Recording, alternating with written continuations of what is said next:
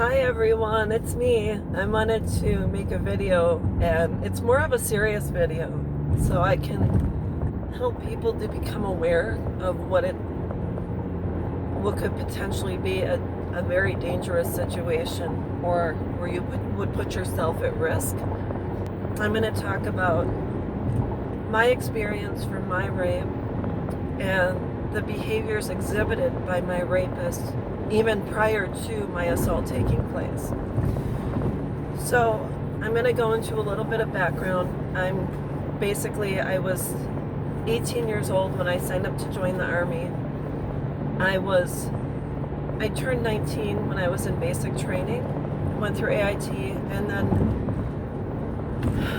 I went to my active duty station, and I served in a cav brigade as a medic. So I served alongside a lot of men at work, etc. So I was a medic. We worked in a TMC, a troop medical clinic. It was number 3 back then, alongside men and women, but primarily men, because there was a greater percentage of men than women in the military. And I know from my experience, I'll just tell you that I dealt with a lot of different personalities and people, etc. And I'm just going to let you know, majority of the guys in the military were nice to me. I can't say that I ever felt initially unsafe or anything like that. We all coexisted in the barracks.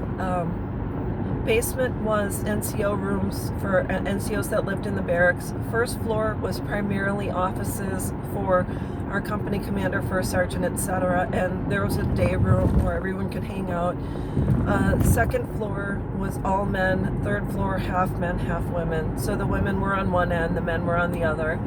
And that's just the way it was. Everyone could walk freely around the barracks. We were not allowed as women to have our doors closed. So that's just the way it was. You could have anyone in your room as long as your door was open. You had 2 wall lockers and 2 twin-size beds in your room, but you weren't allowed to put your wall lockers in front of your door to get any privacy. They thought that was like the key to making everything safe. But anyways, so what ended up happening is, in the military, this is way back when, before we had, the internet and all that fun stuff. We would have at the front desk to the barracks that was open 24/7, you'd have a CQ, which is charge of quarters. That person was an E4 or above. Normally an E4 or E5, never usually an E6. And then also sitting alongside of them for that 24-hour duty was someone lower ranking enlisted, which would be an E1, E2, E3. So 2 people at the desk, because if one person wanted to, catch a nap or something, take a little break, go in the day room, that's basically what you would do. So what the gist of it was, or what happened was, the CQ, the E4, E5, etc., would have a master key to all of the barracks rooms, because they were in control of the barracks at that time. And there were situations when, we weren't given instructions on how the barracks worked or what we could expect or anything like that. We simply, as females, kind of went along, with the program, and there was never really any set standard. Back then, nobody really talked about harassment and things like that. So it's just the way it was. So I remember when I got into the barracks, I remember feeling like a guppy in a shark tank, first and foremost. And I just felt like I was kind of being eaten alive. But anyways, you go in, you make friends and things like that. So for the most part, all the guys, like I said, were really nice. But this one particular person took an interest in me. And, I'm 6'1". I didn't have tattoos back then, but I'm kind of used to getting stared at. So I said, okay, whatever. So I just remember this one guy really, I wouldn't say taking a liking to me, but just was the ultra creepy type of guy that would stand in the hallway on the first floor and just stare at you with this just, there's this look.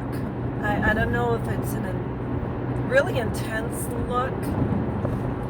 Someone like that looks like they're like an animal that is looking to attack and kill its prey type of look. So anyways, I just remember that, and I just remember feeling ultra uncomfortable around this person. I don't know. There's just a feeling where your skin actually crawls.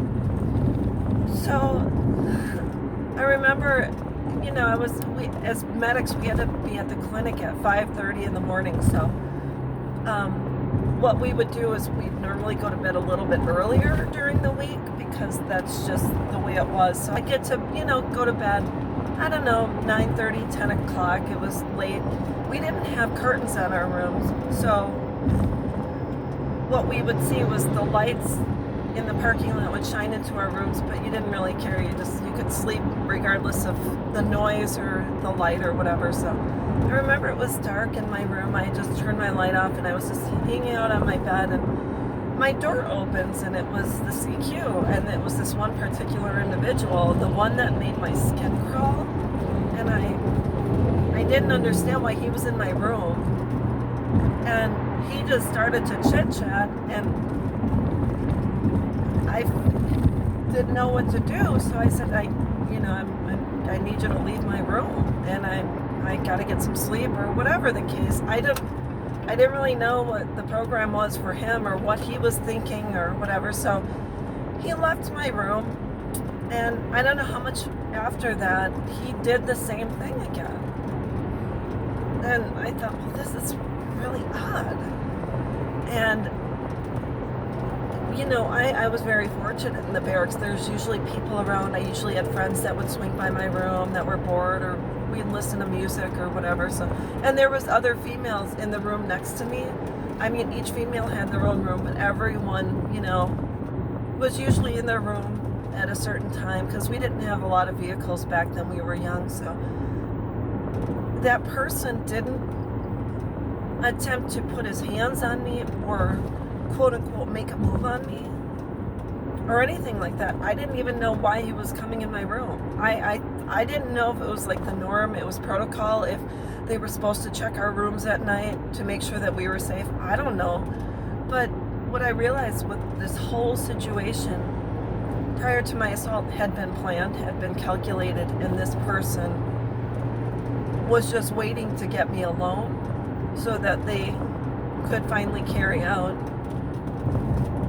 their rape and the assault. So I just wanted to let you know that if you get a feeling about someone, I'm just letting you know, and that the hair stands up on the back of your neck and you get a feeling of discomfort, I'm telling you, listen, pay attention to your instincts and that small voice in the back of your head that says, make sure that you're never alone with this person. Make sure that he doesn't have access to you. Make sure you tell someone. Make sure you give someone his information.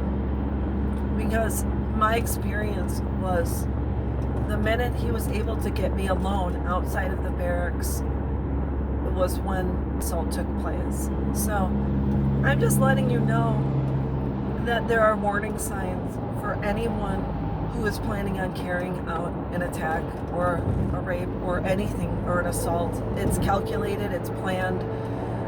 This person probably obsesses over it, and then once they have their mind set on it, they carry out, they will usually do whatever it takes to carry out the act.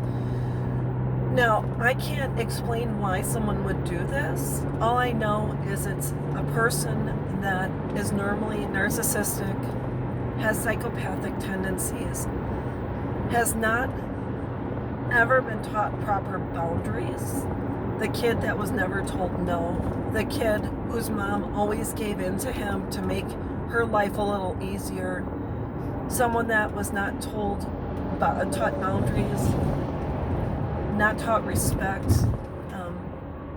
I could imagine it's along those lines, because those of us who were raised with boundaries and empathy, compassion, and to keep your hands to yourself, would never, ever put their hands on someone else or harm other people. So I'm just, like I said, I'm not a harmful person. I'm just thinking about my experience and the warning signs that I'm sharing with you. So if you're ever in a situation in college, at work, you know, if you live in an apartment building and someone is acting ultra creepy or obsessive towards you, and you gotta write it down, you gotta tell someone, because that's the only way to ever get anyone to believe you, is to have that proof. So anyways, I hope this helps someone.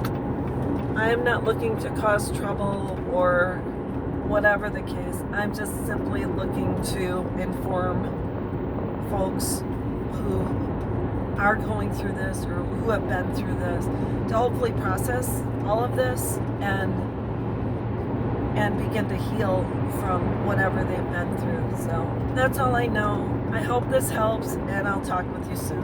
Bye-bye.